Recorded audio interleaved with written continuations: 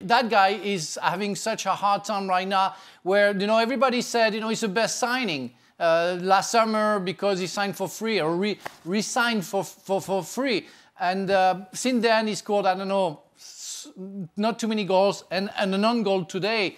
So again, when everything goes wrong, it goes really wrong. How bad are Arsenal, Frank? I don't expect anything from Arsenal. Really, I played against a fantastic Arsenal with some fantastic players again. And I talk about Manchester United like I can talk about the Gunners now, where it's completely different. Nobody wants to go to Arsenal. Big players don't want to go to Arsenal. They killed the how do you say, the notoriety of the club, where it was a club for winners, where you could almost win the Champions League, that you were invincible, where you could win the Premier League.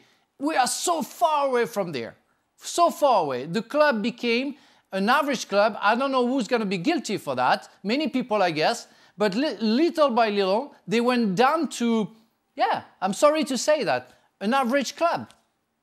Is Arteta in trouble, Gab?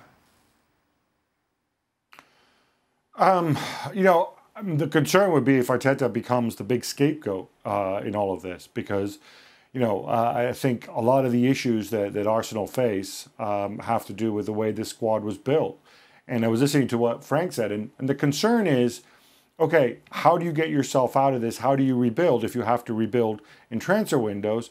And look, lo and behold, you've committed an enormous amount of money to a bunch of guys who are in their 30s. Whether it's Willian, whether it's Aubameyang, Lacazette, they're going to have to make a decision on. His contract, of course, will be expiring. So, and Thomas Partey, another, a ton of money, great player, but at 27, is he a final piece of the puzzle, or is he somebody who's going to be part of a longer-term process?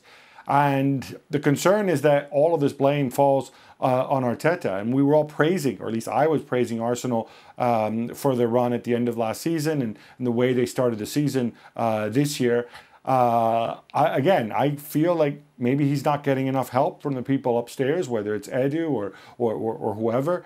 But it doesn't feel like he's going to be scapegoated, and it's clearly not down to him. When you get Arteta, who's still a young man in his first experience, you have to accept the fact that it's going to be a bumpy ride, and you need a strong club behind him, giving him support, giving him the tools to win in the long term.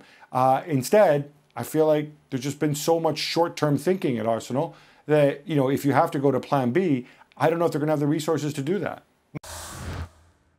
Thanks so much for watching ESPN on YouTube. And for more sports highlights and analysis, be sure to download the ESPN app. And for premium content and live streaming, subscribe to ESPN Plus.